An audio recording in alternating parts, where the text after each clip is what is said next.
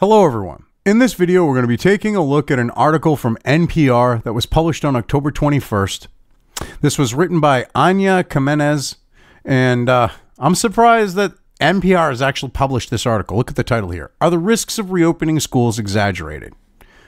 I mean, you think that they're actually going to say yes and, fearmonger, but they actually bring up points that there's no proof. Surprisingly. I mean, you can tell that they're walking their little tightrope. Because, saying this with Trump wanting to reopen schools, yeah. But anyway, despite widespread concerns, 2 international studies show no consistent relationship between in-person K-12 schooling and the spread of the beer virus. And a 3rd study from the United States shows no elevated risk to childcare workers who stayed on the job. So what you're saying is basically little kiddies have such a strong immune system that they're generally not carriers. Then why aren't we opening up schools? Combined with the anecdotal reports from a number of U.S. states where schools are open, as well as a crowdsourced dashboard of around 2,000 U.S. schools, some medical experts are saying it is time to shift the discussion from the risk of opening K-12 schools to the risk of keeping them closed. And it should be, because you honestly think the kids are getting a decent education at home?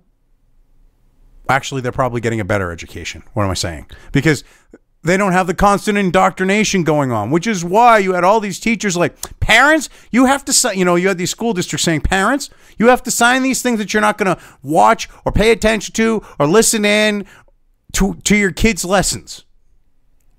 Why would a school be concerned about that unless they were literally trying to brainwash your child?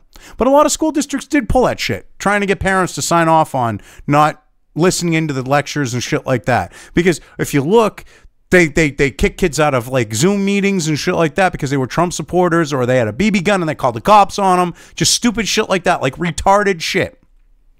And they didn't want the parents involved in this because they didn't want them to see how Trump deranged and retarded you are. Is that why you did it, people? Is that why you did it, teachers? Is that why you did it, school districts? You didn't want them to see that you were brainwashing their children?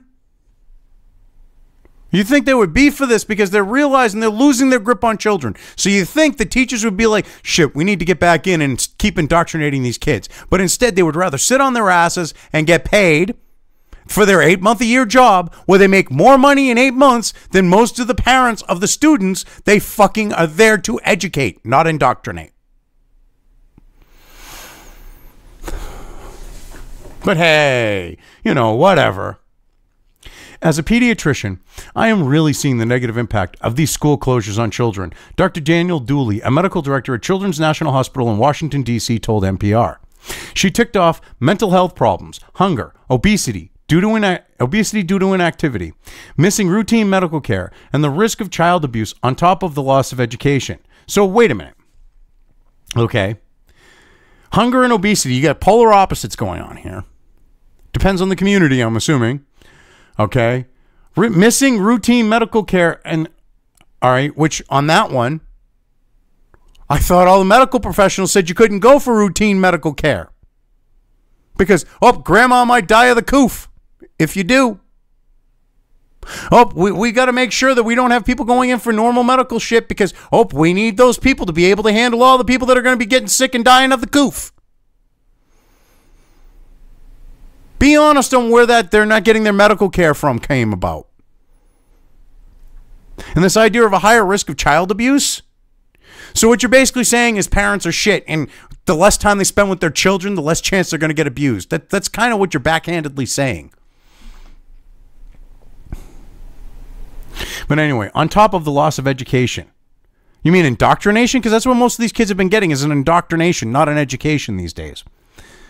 Going to school is really vital for children. They get their meals in school, their physical activity, their health care, their education, of course. Now, wait a minute here.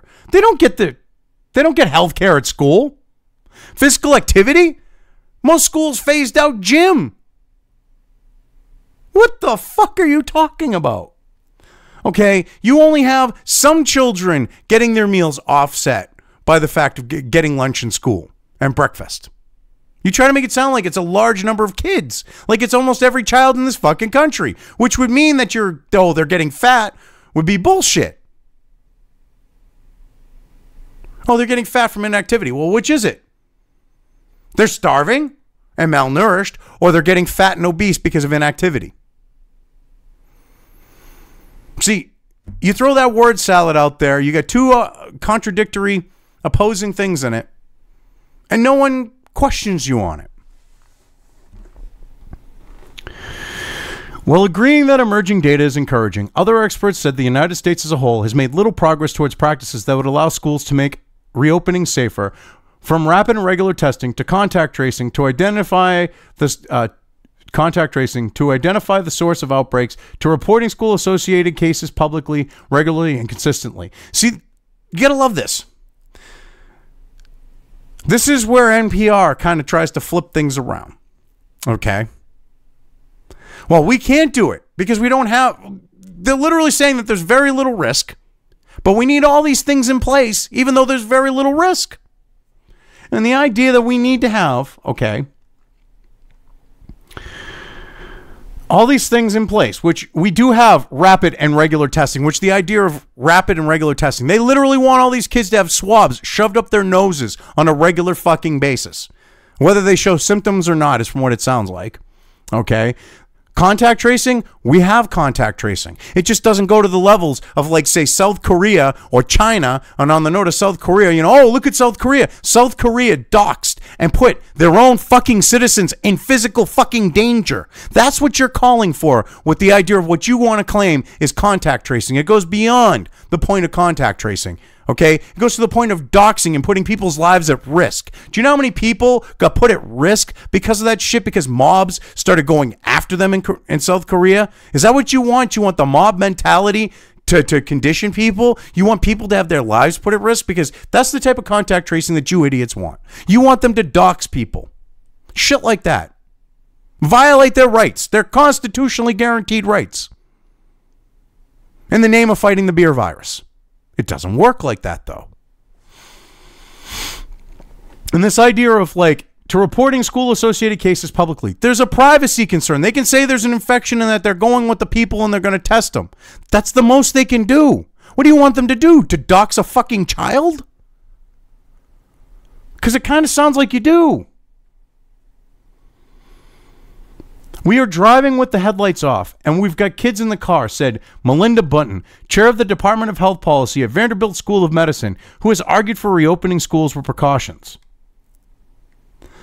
Emerging evidence. Enrique Alvarez, wouldn't that be Enrique? Enrique Alvarez. I'm assuming Enrique, and you didn't fucking spell check it. Enrique Alvarez. Enrique. At the Universitat Politencia de la Cataluna, looked at different regions within Spain for his recent co-authored working paper. Spain's second wave of beer virus cases started before the school year began in September. Still, cases in one region dropped 3 weeks after schools reopened, while others continued rising at the same rate as before, and one stayed flat. Which goes to show that schools reopening really don't have an effect on the number of cases, don't cause it to blow up, they don't cause it to take off, they're not super spreader places, you know, which is completely misinterpretation of the idea of super spreader, because super spreader would mean that you actually have someone who is a super spreader, not that a place is. A place cannot be a super spreader. But these people don't understand this. But there's no proof that schools opening were a cause. Nowhere, the research found, was there a spike that coincided with reopening. What we found is that the school being opened makes absolutely no difference, Alvarez told NPR. No difference. No difference. All the kids should be back in fucking school. But you got teachers trying to milk this because they're Trump deranged. Watch, they want to go back to school the second fucking Trump loses, I bet. Or they would accept that fact. They'd say, oh, creepy Uncle Joe saved us.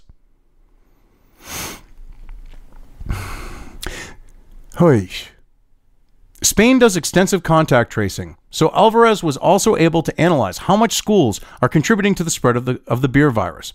Alvarez said his research suggests the answer is not much. He found that for all the students and staff who tested positive, 87% of them did not infect anyone else at the school. They were single cases.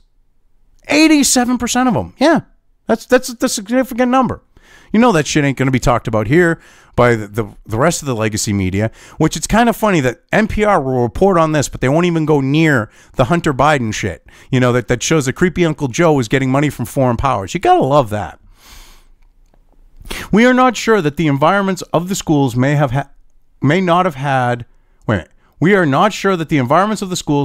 not have a small and systematic effect, said Alvarez. But it is pretty clear that they don't have very major epidemic changing effects, at least in Spain, with the measures that are being taken in Spain. Okay. You mean measures that are generally being taken globally? Okay. These safety measures include mask wearing for all children older than 6, ventilation, keeping students in small groups or bubbles, and social distancing of 1.5 meters, slightly less than the recommended 6 feet in the United States. When a case is detected, the entire bubble is sent home for quarantine.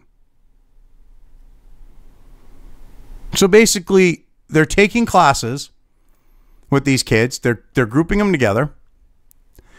And if one kid shows positive, they all get sent home. And the funny thing is 87% of them are not infecting other people. So these other kids are being sent home for no fucking reason.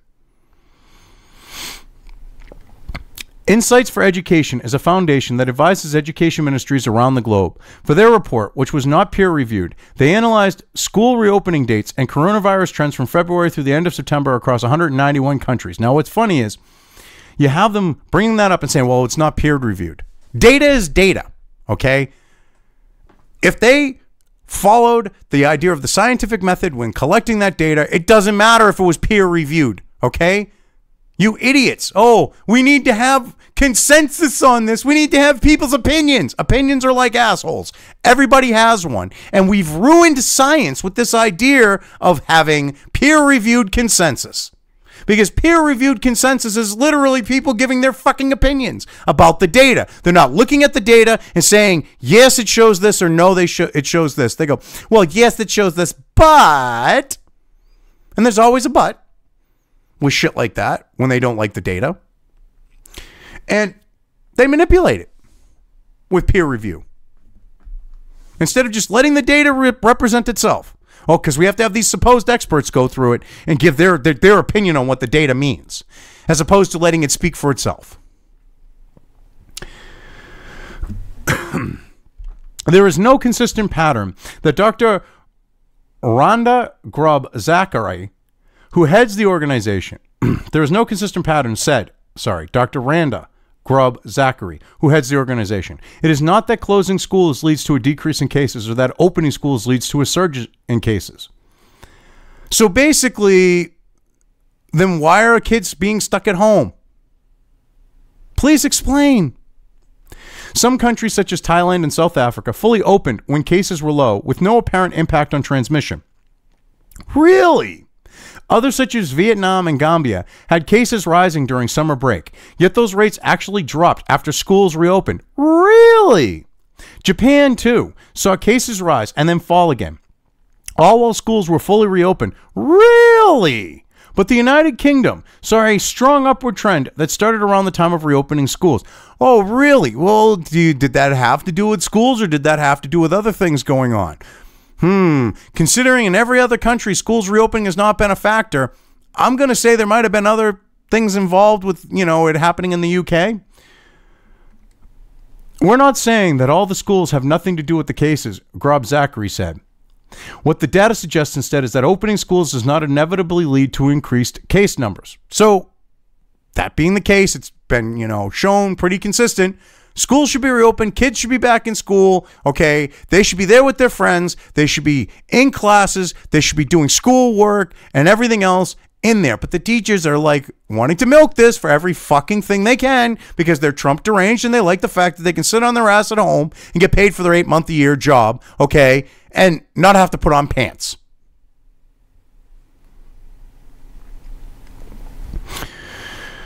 Oh, God. What about the U.S.? On October 14th, the Infectious Disease Society of America gave a briefing on safe school reopenings. Bottom line, the data so far are not indicating. All right, wouldn't it be the data so far is not indicating as opposed to are not indicating? The data so far are not indicating that schools are a super spreader site, said Dr. Preeti Malani, an infectious disease specialist at the University of Michigan's Medical School. So we're even finding this out in the U.S., not super spreader sites. Yet we got to keep kids out of school. One place in the U.S. where systematic data gathering is happening, Utah, seems to echo the conclusion drawn by the new international studies. Utah's state beer virus database clearly reports school-associated cases by district. And while beer virus spread is relatively high in the state, State Superintendent of Public Instruction Sidney Dixon believes that schools are not, for the most part, driving the spread. Okay, so that should say a lot. Schools that are open, we're not having it increase the cases. Okay, you got Massachusetts trying to push this narrative, and they keep shutting down schools that are going, oh, they're spreading it, and they're freaking out, and they're trying to keep the people scared in Massachusetts. Like, you know, New England, even though I'm in New Hampshire, okay, even up to northern New Hampshire, you're still technically in the Boston market. You could be over by Maine, and you're technically in both markets. You could be over by Vermont, you're technically in both markets, because that's how New England is. You get small states. And you look at how Massachusetts is handling this, and it's all about fear. It's fear-mongering. The second they get one kid that tests positive, they shut down a whole fucking school. One kid who didn't get it in the school. It's ridiculous.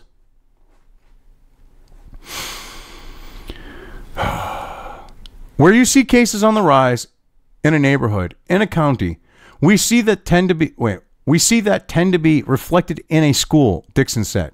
But we're not seeing the spread by virtue of being in school together. So basically, yeah, you're going to see the results of it spreading in the school. It's not the cause of it. Pretty simple. But they don't want to look at it that way. Tom Hudachako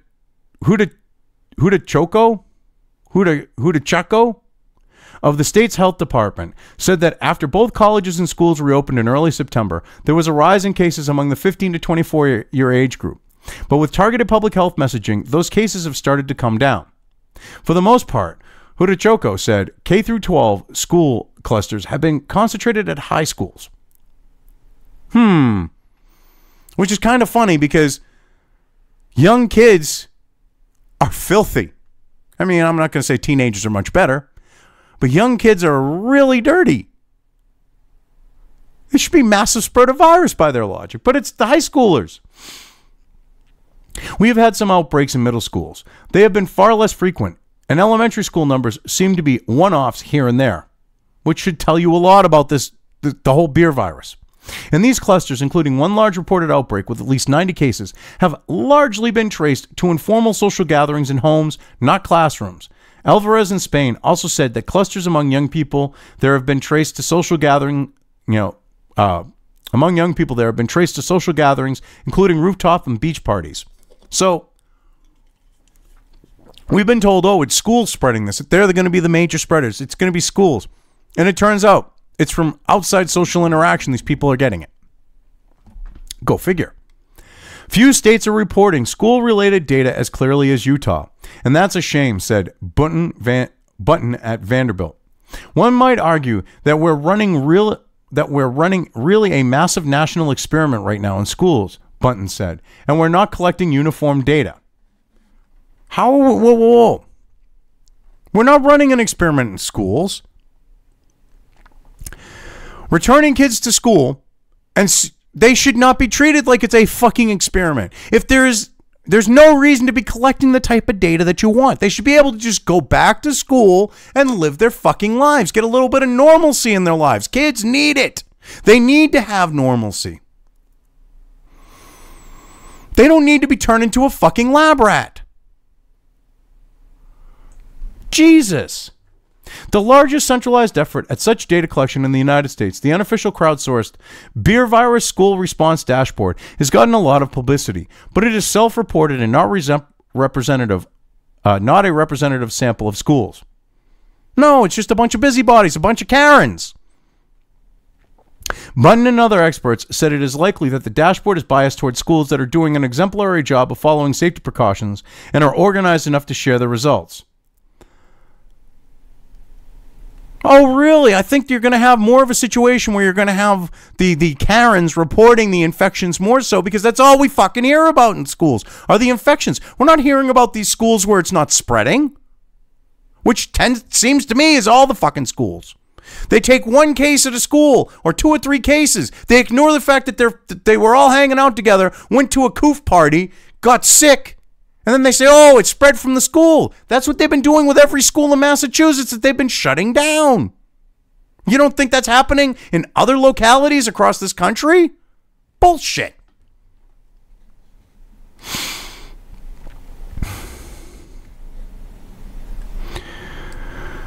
Oh, God. But, you know, I mean, come on now. But, you know, also the dashboard doesn't yet offer the ability to compare beer virus cases reported at schools with local case rates because they don't want that. That does not go with the narrative. If you allow for an apples to apples comparison like that, they can't push the bullshit that they are with the virus. In the absence of data, there are scary and tragic anecdotes of teachers around the country dying of beer virus. But it is hard to extrapolate from these incidents. It is not immediately clear whether the educators contracted the virus at school, whether they are part of a school-based cluster, or what safety precautions were or were not followed by the schools in question. Well, considering almost no teachers have gone back to their fucking jobs and are teaching from home, and they've been out of school since before the end of the last school year, I'm going to say most of them got it out doing their own fucking thing. Probably, you know, going orange man bad and saying we need to keep schools closed while they're off, you know, hanging around with people that got the coof. Come on now. A recent study from Yale University could potentially shed some light on these questions. It tracked 57,000 child care workers located in all 50 states, Washington, D.C., and Puerto Rico, for the first 3 months of the pandemic in the United States. About half continued caring for very young children, such as the children of essential workers, while the other half stayed home. The study found no difference in the rate of beer virus infections between the two groups after accounting for demographic factors. So, kids are going to be super spreaders. Kids are going to get infected. They're all going to die. And they're going to infect the teachers. And they're going to infect the people at the daycare centers. And they're going to infect all these people. You going to eat those words now? Huh? Are you going to eat those words in the legacy media? Are you going to eat those words, Democrats? Obviously not. Walter Gilliam, lead author of the study and professor of psychology at Yale Child Study Center, cautioned this is difficult to generalize this report to a K through 12 school setting because the children were mostly under the age of 6 and kept in very small groups. And he said, the child care workers were trained in health and safety and reported following strict protocols around disinfection. Oh, bullshit. Oh, bullshit. A daycare fucking teacher has been taught health and fucking safety. Get bent. They take a fucking Clorox wipe and wipe something down. That's their extent of their training. Shut the fuck up. Trying to make it sound like, you know, they're wearing like hazmat suits and shit. You know, give me a break. However, he said, I think it would be great to do this study with school teachers and see what we can find out. Yeah, until you find out what you don't want to hear. Because then I'm sure you'd have a problem with it. Risk and benefit. When you add up what we know, even what we still don't know, some doctors, and public health advocates said there are powerful arguments for in-person schooling wherever possible, particularly for younger students and those with special needs. I mean, look at this. So you get these people saying, yeah, kids need this structure in their life, especially special needs kids, because they need to have a uniform structure in their life.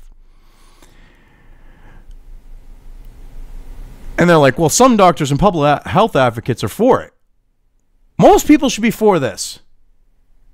Because it's a powerful argument, definitely. These kids need to be in structure. They need to have structure in their lives. Children under the age of 10 generally are quite low risk for acquiring symptomatic disease from the beer virus, said Dr. Ronald Kashal of Weill Cornell Medicine. And they rarely transmit it either. It's a happy coincidence. Kashal and others said that the youngest children face lower risk, and they are the ones who have the hardest time with virtual learning. So, yeah, You basically want to shove a little kid in front of a fucking computer and expect him to be able to do his schoolwork because, oh, he's such a high risk when he's not. You want to portray this narrative and push this narrative, and it's falling apart. You've even got NPR here saying that it might be a good idea for kids to go back to school, which they still even tried to play down a little in this. You're losing the fucking argument left with this shit. When NPR is even coming out going, well, yeah, maybe kids should be going back to school. You're losing the argument. Because they're fucking far left, like hippie fucking central. I mean, you want an idea of how they were like 20, 30 years ago? You just look at Alex P. Keaton's fucking father. Okay? Hippie running the station type shit. They got older and then the far left moved in. They went from far left to very far left at NPR. And you even got these shitbricks saying this stuff. Come on now, people. Wake up. I would like to see the students, especially the young students, get back, said Milani, at the University of Michigan. I feel more encouraged that can happen in a safe and thoughtful way. Chicago Public Schools, one of the largest districts in the country, seemed to take that guidance into consideration when it announced recently a phased reopening starting with pre-K and special education. Well, at least Chicago's doing that. I mean, fucking Beetlejuice is actually letting kids go back to school. Go figure. Oh, God. Kashal said it's important to keep in mind that it's not Latinx, Latino. Latinx is a fucking commie fucking creation. A leftist fucking creation. Fuck Latinx. It's Latino. Latina. Okay? Latino is plural for male and female because you're talking about a gendered language. But anyway, Black, Latinos, and Native American communities are much more severely affected by beard virus. And that many of the children that are at the severest risk of disease are also at the severest risk of not having a school open. Whether it be for food security, adult time, security, losing the time to learn, or losing the skills that they have acquired over the last year or so. So now we get down to it. Basically what they're afraid of is the kids are going to lose their programming. That's what they're kind of admitting right there. The kids are losing their programming. The things that they've learned over the last year. You mean the brainwashing they've been subjected to is wearing off? Interesting. Any decision made on school reopening, she said, has to focus on equity as well as safety. There are no easy trade-offs here. On equity and safety?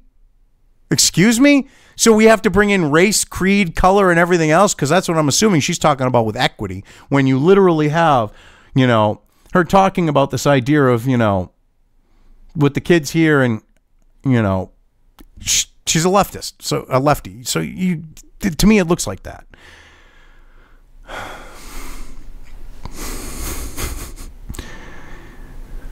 So they're actually starting to realize, this is what's funny, they're realizing that kids, I think this is what it comes down to. They're realizing that with kids being at home, they're not getting their indoctrination the way they should be.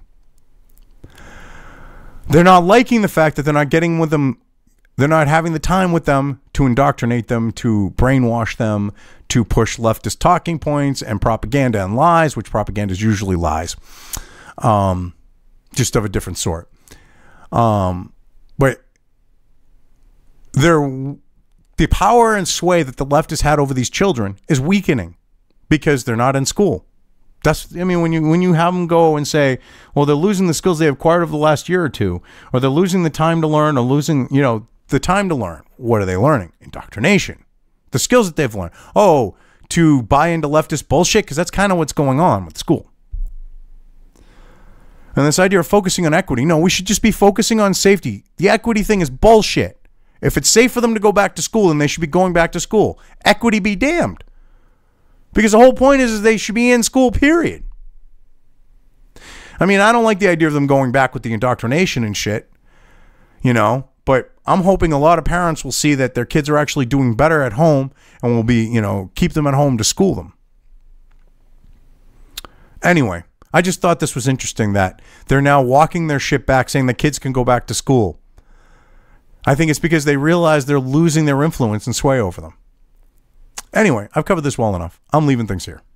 If you liked this video, depending on where you are watching it, please give it an upvote or thumbs up. If you want to know when new content of mine hits the internet, don't forget to subscribe to one or more of my social media or video accounts listed here. Also, with YouTube, don't forget to ring that bell. You can find all of my video content on both BitChute and YouTube. This may not be the case with other places I upload to, but I will try to minimize this happening. You are always welcome to interact with me at any of these sites on the list, so feel free to do so. If you have anything you want me to cover in a video when it comes to news or current events, send it right along to me. I will try to do my best to cover it. As always, thank you for watching.